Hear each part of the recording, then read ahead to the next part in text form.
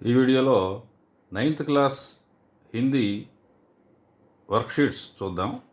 FA1కి ఇప్పుడు SCRT వాళ్ళు ఇచ్చే వర్క్షీట్స్ మీదనే ఎగ్జామ్ జరుగుతుందని చెప్తున్నారు కాబట్టి వాళ్ళు ఇచ్చిన వర్క్షీట్స్ని ఒకసారి చూద్దాం. ముందుగా ఫస్ట్ లెసన్ జిస్ దేశ్ మే గంగా బహతీ హై. దీంట్లో మీనింగ్స్ ఇచ్చారు. ఫస్ట్ హోంట్. హోంట్ అంటే పెదవులు, ఓంట్ అంటాం హిందీలో. దిల్ హృదయ్, సచాయి సత్యత యథార్థత, వాసి నివాసి, సఫాయి సాఫ్ కర్నేకి క్రియ. ఇక్కడ క్రియ సరిగ్గా రాయలేదు. ఇవి మీరు ఇక్కడ రాయండి, ఒకసారి ప్రాక్టీస్ చేయొచ్చు. Next fill in the blanks. భారతీయంకి హోఠం పర్ డాష్ రహతీ హై. మీకు పద్యం గుర్తుంటే होठों पे सच्चाई रहती है जहाँ दिल में सफाई रहती है हम उस देश के वासी हैं हम उस देश के वासी हैं जिस देश में गंगा बहती है. అది ఫస్ట్ పద్యం. భారతీయ के होठों पे सच्चाई रहती है. होठों पर सच्चाई కాబట్టి ఇక్కడ సచ్చాయి రాయాలి. నెక్స్ట్ గంగా భారత్కి డాష్ నది. పతిత నదియా పవిత్ర నదియా? पवित्र नदी. हमारे डैश में सफाई रहती है जहाँ दिल में सफाई रहती है అన్నాడు కాబట్టి దిల్ మే సఫాయి అంటే ఇక్కడ ఏం రాయాలి? దిల్ రాయాలి. इस गीत के कवि డాష్ హై. ఎవరో శైలేంద్ర. హమ్ భారతదేశ్ కే వాసి హై ఉండాలి. హమ్ అంటే ప్లోరల్ బహువచనంలో ఉంది కాబట్టి కే ఉండాలి. హమ్ అనేది బహువచనంలో ఉన్నప్పుడు స్త్రీలింగ పుల్లింగ తెలియకుండా ఉన్నప్పుడు దాన్ని పుల్లింగ్లోనే రాయాలి. అందుకనే కీ పెట్టకూడదు, కే అనే పెట్టాలి. భారతదేశ్కే వాసి హై. భారతదేశ్ డాష్ గంగా బహతీ హై. భారతదేశ్ మేన పర్ర. మే అంటే లో, పర్ర అంటే మీద. దేశం మీద గంగా ఉండదు కాబట్టి మే అని పెట్టాలి. భారతదేశంలో గంగా ప్రవహిస్తుంది. క్రియాకలాప్ 3లో మ్యాచింగ్ జోడీ బనాయే. హమ్ ఉస్ దేశ్ కే వాసి హై. हम जिस देश में गंगा बहती है उस देश के वासी हैं కాబట్టి దీనికి మ్యాచింగ్ చేయాలి. भारतीयों के दिल में सफाई रहती है. भारतीयों के होठों पर सच्चाई रहती है. భారతదేశ में గంగా నది ఏం చేస్తుంది? ప్రవహిస్తుంది కాబట్టి బహతీ హై. क्रियाकलाप 4. एक वाक्य में उत्तर दीजिए. हम किस देश के वासी हैं అన్నప్పుడు हम రాయాలి. కిస్ దేశ్ తీసేసి భారత్ కే వాసి హై లేదా భారతదేశ్ కే వాసి హై. భారతీయం కే హోటం పర్ క్యా రహతీ హై, ఈ క్యా తీసేసి ఈ సచాయి పెట్టుకోవాలి. భారతీయం కే హోటం పర్ సచాయి రహతీ హై, ఈ క్వశ్చన్ మార్క్ తీసేయాలి. భారతీయం కే దిల్ మే క్యా రహతీ హై, క్యా తీసేసి సఫాయి పెట్టాలి. భారత్ మే కౌన్ సి పవిత్ర నది బహతీ హై, భారత్ మే గంగా నది బహతీ హై. क्रियाकलाप 5లో 3-4 वाक्य में उत्तर लिखिए. कवि भारतीयों के बारे में क्या कहते हैं. కవి ఏం చెప్తున్నాడంటే భారతీయం కే హోటం పర్ సచ్చాయి రహతీ హై. భారతీయుల యొక్క పెదవుల మీద నిజాయితీ ఉంటుంది అంటే నిజమే మాట్లాడతారు, సత్యముగా ఉంటారు. హమ్ మెహమానో కా జాన్ సే జ్యాదా ప్యార్ కర్తే హై. అతిథులను ప్రాణం కంటే ఎక్కువగా ప్రేమిస్తాము. హమ్ సబ్ మిల్జుల్ కర్ రహతే హై. భారతీయులందరూ కలిసిమెలిసి ఉంటారు. సెకండ్ వర్క్షీట్లో మెహమాన్ మీనింగ్స్ చూడండి. మెహమాన్ అతిథి, లాలచ్ లోభ్, గుజారా నిర్వాహ అంటే నిర్వహణ, జియాదా అంటే ఎక్కువ, బహుత్ అధిక్, జాన్సే ప్యారా హోనా అత్యధిక్ ప్రియ హోనా. మీనింగ్స్ అక్కడ మీరు మరొకసారి రాయండి, ప్రాక్టీస్ అవుతుంది. సెకండ్ వర్క్షీట్ అంటే సెకండ్ పద్యం అంటే పద్యం మొదటి పాఠంలోనే రెండో పద్యం, దానికి సంబంధించిన వర్క్షీట్ ఇది. దీంట్లో సెకండ్ క్రియాకలాప్లో ఫిల్ ఇన్ ది బ్లాంక్స్. మెహమాన్ హమారే లియే జాన్ సే ప్యారా. హమ్ భారతీయ లాలచీ నహీ హై. దురాశగా ఉండము, స్వార్థంగా ఉండము, ఇది అర్థం.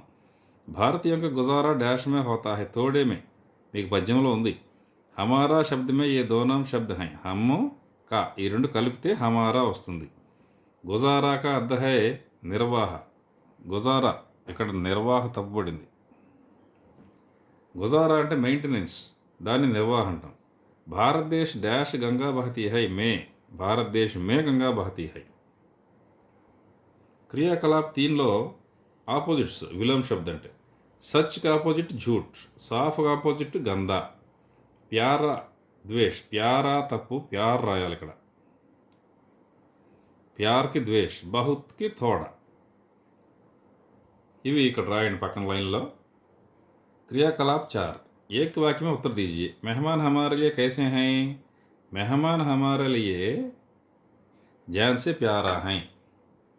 भारतीयों का गुजारा कैसा होता है? थोड़े में होता है. भारतीय किससे दूर रहते हैं? लालच से दूर रहते हैं.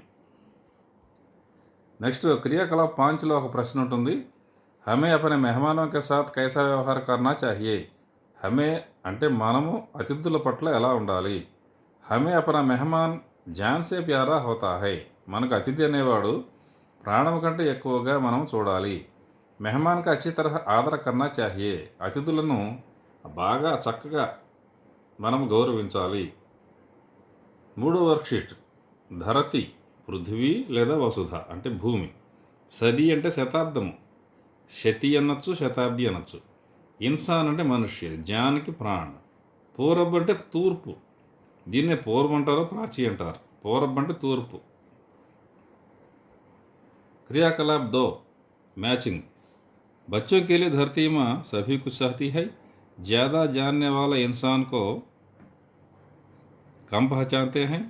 भारत देश पूर्व में है. पूर्व అంటే ఈస్ట్. पूर्व वाले हर जान की कीमत जानते हैं. क्रियाकलाप 3, बच्चों डैश धरती माँ सभी को सहती है के लिए. ఇది ఇక్కడ రాయాలి. इंसान डैश कम पहचानते हैं. इंसान को. माँ शब्द का पुल्लिंग रूप ఏమిటి? బాప్. పూర్వ శబ్ద का విలోమ శబ్ద. పూర్వం అంటే తూర్పు కదా, దీనికి ఆపోజిట్ ఏమిటి? పశ్చిమ. बच्चा का बहुवचन रूप है बच्चे. क्रियाकलाप 4, एक वाक्य में उत्तर दीजिए. बच्चों के लिए धरती माँ क्या करती है? పిల్లల కోసము భూమాత ఏం చేస్తుంది? सभी कुछ सहती है. इंसान को कम पहचानने वाले कौन है? ज़्यादा जानने वाले लोग. ఎక్కువగా మాకు అన్నీ తెలుసు అనుకునేవాళ్ళు. మనిషిని తక్కువ అర్థం చేసుకుంటారు. వాళ్ళకి నిజంగానే ఏం తెలియదు కానీ అనుకుంటారు. అలాంటి కొంతమంది వ్యక్తులు ఉంటారు. వాళ్ళ గురించి ఇక్కడ చెప్పబడింది. పూర్వ వాళ్ళే కిస్కి కీమత జాంతే హై. తూర్పు వైపు ఉన్నవాళ్ళు అంటే మనం భారతీయులం. భారతదేశము తూర్పు వైపున ఉంది కాబట్టి పూర్వ వాళ్ళే అంటే తూర్పు వాళ్ళు అంటే మనం. పూర్వ వాళ్ళ కిస్కి కీమత జాంతే హై. ఎవరి విలువ తెలుసుకుంటారు అంటే హర్జానికి కీమత్. ప్రతి ఒక్కళ్ళ విలువ తెలుసుకుంటాం అంటే ప్రతి ఒక్కళ్ళకి విలువనిస్తాం మనం. క్రియాకలాప్ 5, దీంట్లో ఒక ప్రశ్న ఉంటుంది. హర్జాన్కి కీమత్ జాంతే హై ఇస్కా భావ్ అప్నే శబ్దం మే లిఖియే. ప్రతి ఒక్కళ్ళ విలువ తెలుసుకోవడం అంటే ఏమిటి? దీనికి పూర్వ వాలేక మతలబ్ అంటే తూర్పు వాళ్ళు అంటే అర్థం ఏమిటంటే భారతవాసి హై, భారతీయులు అని అర్థం. భారతవాసి దేశ్ కే గరీబ్ అమీర్ చోటే బడే సభీ కా ఆదర్ కర్తే హై. భారతీయులు దేశంలో ఉన్న పేదవాళ్లను, ధనికులను, చిన్నవాళ్లను, పెద్దవాళ్లను అందరినీ ఆదరిస్తారు, గౌరవిస్తారు. హర్జాన్కి కీమత్ జాన్నే కా యహీ భావ హై. హర్జాన్కి కీమత్ జాననా అంటే ఇదే అర్థము. ఇది దీనికి మీనింగ్. వర్క్షీట్ నెంబర్ 4, మిల్జుల్కర్ అంటే ఏక్సాత్ కలిసిమెలిసి. గైర్ అంటే పరాయ, అన్య అంటే వేరే వాళ్ళు, ఇతర దేశస్తులు. మతలబ్ ఆశయ్, అర్థ్, స్వార్థ్. మతలబ్ అంటే అర్థము అని ఉంటుంది, స్వార్థముగా ఉంటారు. దాన్ని కూడా మతలబ్ అని అంటారు కొన్ని చోట్ల. ఆశయ్ తర్వాత మతలబ్కి వెళ్ళి రోటీకో పూజన. స్వార్థం కోసము, మన లాభం కోసము. రోటీకో పూజన అంటే ఆహారాన్ని మాత్రమే పూజించటం, ఆహారం కోసమే ఉండటం, స్వార్థంగా ఉండటం. స్వార్థీ హోనా దీనికి హిందీలో మీనింగ్. ఇవన్నీ ఇక్కడ రాయండి పక్కన. क्रियाकलाप 2, सही शब्दों से रिक्त स्थानों की पूर्ति कीजिए. भारतीयों को डैश रखना चाहिए అంటే मिलजुल कर. भारतीयों में डैश गुण है, सीखने का गुण है. మనకు పద్యంలో వచ్చింది. हमने डैश को भी अपनाया, गैरों को भी अपनाया అంటే ఇతర దేశస్తుల నుంచి వచ్చిన వాళ్ళని కూడా మనము సొంతం చేసుకున్నాం. భారతీయ డాష్ కేలి అంతే నహీ హుయే, మతలబ్ కేలి అంతే నహీ హుయే అంటే స్వార్థపరంగా ఉండలేదు. హమ్నే రోటీ డాష్ నహీ పూజా, రోటీకో నహీ పూజా అంటే మనము ఆహారం కోసం బతకటం లేదు, మన ఆహారం కోసం మనం చూసుకోవటం అట్లా లేము, స్వార్థంగా లేము అని అర్థం. క్రియాకలాప్ 3, ఇక్కడ సూచీసే సహీ శబ్ద ఛాంట్కర్ రిక్త స్థానమే లిఖియే. అక్కడ 1, 2, 3, 4, 5 పదాలు ఇచ్చాడు. పదాల్లో ఇక్కడ 5 వాక్యాలు ఉన్నాయి. 5 ఫిల్ ఇన్ ది బ్లాంక్స్ ఉన్నాయి. వాటిల్లో ఏ బ్లాంకులో ఏది పెట్టాలనేది సెలెక్ట్ చేసుకోవాలి మనం. ఫస్ట్ది మిల్జుల్కర్ డాష్, మిల్జుల్కర్ రహో అని మనకు పద్యంలో ఉంది కాబట్టి ఫస్ట్ ఇక్కడ ఒకటో నెంబర్ వేసిన చోట వేసాను కాబట్టి ఇది ఇక్కడ రాయండి. ప్యార్ కరో, మిల్జుల్కర్ రహో ప్యార్ కరో అని ఉంది. జిస్సే మిలా సీఖా, ఎవరు మనం కలిసినా సరే వాళ్ళ నుంచి కొంత నేర్చుకున్నామని ఉంది కాబట్టి జిస్సే మిలా సీఖా. రోటీకో నహీ పూజ, ఆహారాన్నే మనం పూజించలేదు. గైరంకో అభి అపనాయ, కాబట్టి ఇక్కడ ఐదోది గైరంకో అభి, ఇతరులను దేశస్తులను కూడా మనము సొంతం చేసుకున్నాము. ఇక్కడ చిన్న చిన్న ఆన్సర్స్ రాయాలి. హమ్కో కైసే రహనా చాహియే, మిల్జుల్కర్ రహనా చాహియే, కలిసిమెలిసి ఉండాలి. హమ్నే కిన్కో భీ అపనాయా, మనము ఎవరిని కూడా స్వాగతించాము.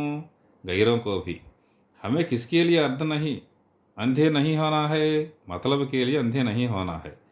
भारतीय किसी को नहीं पूजा, रोटी को पूजा, या रोटी को नहीं पूजा. చివరిది ఒక ప్రశ్న ఉంది. సబ్సే మిల్జుల్ కర్ క్యో రహనా చాహియే అప్నే శబ్దం మే లిఖియే, అందరితో కలిసిమెలిసి ఎందుకు ఉండాలి మీ సొంత మాటల్లో రాయండి అని అడిగాడు. దీనికి సబ్సే మిల్జుల్ కర్ రహనే సే ఏక్ దూసరే కో సమజ్ సక్తే హై, అంటే అందరితో కలిసిమెలిసి ఉండటం వల్ల ఒకరినొకరు అర్థం చేసుకుంటాము. ఏక్ దూసరేకే బీచ్ మే ప్రేమ భావన జాగతి హై, ఒకరి మధ్య ఒకరిపై ఒకరికి ప్రేమ భావం కలుగుతుంది. ఇస్లియే సబ్సే మిల్జుల్ కర్ రహనా చాహియే, అందువలన మనము అందరితో కలిసిమెలిసి ఉండాలి. వర్క్షీట్ 5 దీంట్లో మీనింగ్ చూడండి. సారా అంటే మొత్తం కదా, దానికి రెండు అర్థాలు హిందీలో ఉన్నాయి. పూరా సమస్త, దునియా సంసార్ జగత్, మతలబ్ కే లియే అంధే హోనా స్వార్థీ బననా. సెకండ్ది ఫిల్ ఇన్ ది బ్లాంక్. సారీ దునియా సారీ డాష్ సే కహతీ హై, ప్రపంచంతో మన దేశం గురించి చెప్తుంది అని ఉంది పద్యంలో కాబట్టి దునియా సారీ దునియా సే కహతీ హై అని రాయాలి. భారతీయం కే డాష్ మే సఫాయి రహతీ హై దిల్ మే, భారతీయం కే హోఠం పర్ మే, ఇరంట్లేంటి పెదవుల మీద, హోఠం పర్. దునియా శబ్ద కా అర్థ హై సంసార్, ప్రపంచం. థర్డ్ది హోఠం పర్, ఇక్కడ సచ్చాయి రహతీ హై, ఈ సచ్చాయి ఇక్కడ పెట్టుకోవాలి. దిల్ మే సఫాయి రహతీ హై, ఇక్కడ పెట్టుకోవాలి సఫాయి. భారతదేశ్ కే నివాసి సారీ దునియా కహతీ హై. క్రియాకలాప్ 4 ఫిల్ ఇన్ ది బ్లాంక్స్. భారతదేశ్ మే డాష్ నది బహతీ హై, భారతదేశ్ మే ఏ నది అని ఈ పాఠంలో చెప్పబడింది? గంగా నది.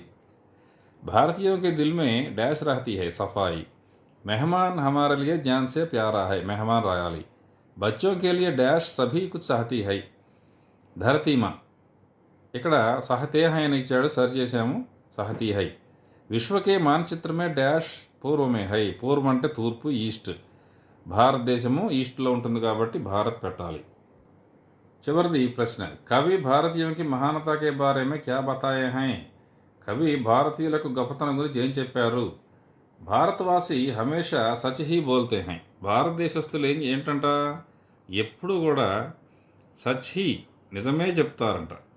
ఉన్కే దిల్ సాఫ్ రహతే హై, వారి మనసులు స్వచ్ఛంగా ఉంటాయి. వే మిల్జుల్కర్ రహతే హై, వారు కలిసిమెలిసి ఉంటారు. అన్యలోగం కో భీ అపనాతే హై, ఇతరులను ఇతర దేశస్తులను కూడా స్వాగతిస్తారు. ఇది భారతీయులకు గొప్పతనం. జిస్ దేశ్ మే గంగా బహతీ హైలో 6వ వర్క్షీటు. ఇక్కడ చూడండి. हम उस देश के वासी हैं, होठों पे सच्चाई रहती है, जिस देश में गंगा बहती है, जहाँ दिल में सफाई रहती है. ఇట్లా పద్యంలో ఉన్న వాక్యాలని వరుసలో లేకుండా వేరువేరుగా ఇచ్చాడు. దాన్ని మనం వరుసలో నెంబర్ల ప్రకారం సరిచేయాలి. చూడండి పద్యం ఒకసారి గుర్తు చేసుకోండి. होठों पे सच्चाई रहती है, जहाँ दिल में सफाई रहती है, हम उस देश के वासी हैं, हम उस देश के वासी हैं, जिस देश में गंगा बहती है. దీన్ని బట్టి రాసుకోండి. హోఠం పే సచ్చాయి రహతీ హై ఒకటి అట్లా. సెకండ్ దాంట్లో చూద్దాం. దీంట్లో పద్యములో ఉన్న భావము రాశాడు. దాన్ని బట్టి పద్యాలను మనం పద్యం కనిపెట్టి ఆ పద్యం ఇక్కడ రాయాలి. హమ్ జ్ఞాన్ కో మహత్వ దేతే హై, హమ్నే సబ్సే కుచ్ న కుచ్ సీఖా హై, మనం నేర్చుకుంటాం అందరితో. అది ఎక్కడుంది? జో జిస్సే మిలా సీఖా హమ్నే, గైరోं को भी अपनाया हमने, విదేశీయోं को भी अपनाया है, అంటే గైరోं को भी अपनाया है పద్యములో ఉన్న లైన్ రాయాలి ఇక్కడ. अपने लाभ के लिए किसी को हानि नहीं पहुंचाई, मतलब के लिए अंधे होकर रोटी को नहीं పూజా हमने. ఇట్లా పద్యం ఇక్కడ రాయాలి మనం అక్కడ ఉన్న భావాన్ని బట్టి. ఇక్కడ యహ్ ప్లస్ మే ఇస్మే అయింది, యహ్ ఉపమన హై, ఇస్మే ఫూల్ హై, ఇట్లా ఉదాహరణ ఇచ్చాడు. దాన్ని బట్టి మనం ఇక్కడ రాయాలి. వహ్ ప్లస్ మే అంటే ఉస్మే అయింది, వహ్ గంగా హై, ఉస్మే స్వచ్ఛ జల్ హై అంటే దానిలో. यह में इसमें, यह खेत है इसमें फसल उगाते हैं, यह प्लस में इसमें अయింది. यह स्कूल है इसमें विद्यार्थी हैं, वह प्लस में उसमें अయింది. वह मंदिर है उसमें भक्त हैं. ఇది ఫోర్త్ది. नीचे दी गई तालिका के आधार पर वाक्य बनाइए. దీంట్లో ఉన్న పదాలను బట్టి వాక్యాలు తయారు చేయాలి. ఏం లేదు, డైరెక్ట్ రాయటమే. भारत में गोदावरी नदी बहती है, भारत में कृष्णा नदी बहती है, भारत में यमुना नदी बहती है, भारत में కావేరి నది బహతీ హై, ఇట్లా ఇక్కడ రాయండి. ఫిఫ్త్ దాంట్లో బహువచనం ఏకవచనం రాయాలి. నదీ బహతీ హై, నది అనేది బహువచనం ఏంటి? నదియా. బహతీ హై మీద చొక్కబెట్టాలి ఇక్కడికి వచ్చేసరికి, బహువచనంలోకి వచ్చిన తర్వాత. నదియా బహతీ హై. రోటీ బంతీ హై, ఇక్కడ చొక్క ఉండదు, ఏకవచనంలో ఉంది. దీన్ని బహువచనంలోకి మార్చినప్పుడు రోటీ రోటియాంగా మారుతుంది, హై మీద చొక్క రావాలి. రోటియా బంతీ హై. ఖిడకి ఖుల్తీ హై, ఖిడకియా ఖుల్తీ హై మీద చొక్కబెట్టాలి. బకరీ చల్తీ హై, బకరియా చల్తీ హై. నారీ గాతీ హై, నారియా గాతీ హై చొక్కబెట్టాలి. ఈ విధంగా వచన బదలనాలో చేయాలి మనం. వర్క్షీట్ 7. దీనికి పద్యం చూడండి. మెహమా జో హమారా హోతా హై वो जान से प्यारा होता है, ज़्यादा का पत नहीं लालच हमको, थोड़े में गुजारा होता है. దీనికి క్వశ్చన్స్ ఉన్నాయి. मेहमान हमारे लिए कैसे हैं, जान से प्यारा हैं. हमारा गुजारा कैसे होता है, थोड़े में. यह पद्यांश किस पाठ से है, जिस देश में गंगा बहती है. इस पद्यांश के कवि कौन हैं, शैलेंद्र कुमार. प्यार शब्द का विलोम शब्द क्या है, द्वेष. ఇవన్నీ ఈజీగానే ఉంటాయి. నెక్స్ట్ సెకండ్ దాంట్లో చూస్తే ఇక్కడ మై పడతా హూ అని మై తర్వాత డాష్ పడతా హూ అంటే పాట్ కానీ పత్ర కానీ పుస్తక్ కానీ అట్లా రాయాలి. మై పడతా హూ, మై పాట్ పడతా హూ. మై ఖేల్తా హూ, మై డాష్ మే, మే అంటే లో, లో అంటే మైదానంలో.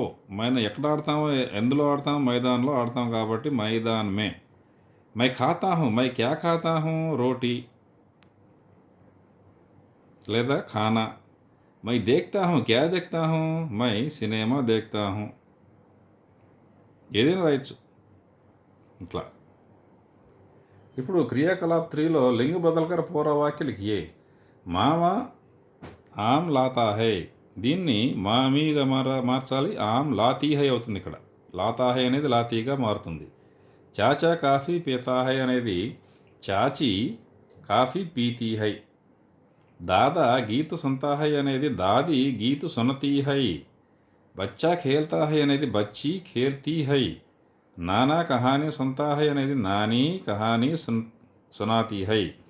నానా కహానీ సునాతా హై అనేది నానీ కహానీ సునాతీ హైగా మారుతుంది. నెక్స్ట్ తాలికా కే ఆధార్ పర్ వాక్య లిఖియే. వర్తమాన కాల్ సరళ వాక్య. ఈ వర్తమాన కాల వాక్యాలకు సంబంధించి దీంట్లో కొన్ని వాక్యాలు ఉన్నాయి. లడకా ఖానా ఖాతా హై, లడకా ఖానా ఖాతా హై. లడకా ఖానా ఖాతా హై, ఇది కర్త కర్మ క్రియ 3 ఉంటాయి. లడక అనేది కర్త, ఏమి చేస్తున్నాడు అనేది క్రియ, దేనిని చేస్తున్నాడు అనేది కర్మ. లడకా పానీ పీతా హై, లడకా గానా గాతా హై. ఇది ఇట్లా. ఇక్కడ దీన్నే బహువచనంలోకి మార్చాలి. కానీ ఇక్కడ పొరపాటున లడకి స్త్రీలింగి ఇచ్చి ఇక్కడ సరిగ్గా ఇవ్వలేదు, తప్పు ఇచ్చారు. లడకే అని ఇవ్వాలి. ఇక్కడ లడకేగా మార్చాను. లడకే స్కూల్ జాతే హై, ఇక్కడ బహువచనంలోకి మార్చాం. ఇక లడక అనేది బహువచనంలోకి మారింది. ఖానా మారదు, ఇక్కడ కర్మ మారదు. కర్త క్రియ చూడండి. ఖాతా హై అనేది ఖాతే హైగా రాయాలి. ఇక్కడ కనుక లడకే ఉన్నట్టయితే, ఖానా ఉన్నట్టయితే ఖాతే హైగా మారుతుంది. అట్లాగే ఇక్కడ లడకే స్కూల్ జాతే హై మీద చొక్కబెట్టాలి. లడకే సినేమా దేఖ్తే హై దేఖ్తా రాదు ఇక్కడ. ఇక్కడ బహువచనం వచ్చింది కాబట్టి క్రియ కూడా మారిపోతుంది. దేఖ్తేగా మారుతుంది. హై మీద చుక్కబెట్టాలి. హై. లడకే సినిమా దేఖతే హై. ఇక్కడ ఒకడే ఉన్నాడు అనుకోండి. లడక సినేమా దేఖ్తా వస్తుంది. ఇక్కడలాగా దేఖ్తా హై చుక్క ఉండదు.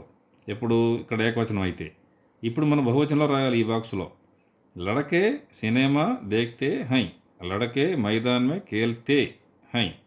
ఇక్కడ తా వచ్చింది ఈ మూడిట్లో, ఇక్కడ తే వచ్చింది చూడండి. ఈ 3 బహువచనం, ఈ 3 ఏకవచనం. ఏకవచనంలో తా వస్తుంది, దీర్ఘం వస్తుంది.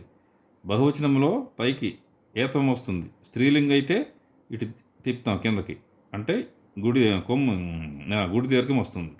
కాబట్టి ఇక్కడ ఏకవచనం బహువచనం ఇచ్చాడు కాబట్టి ఇట్లా రాసాం. లింగ బదలనా ఇచ్చినట్టయితే ఇంకో రకంగా ఉండేది.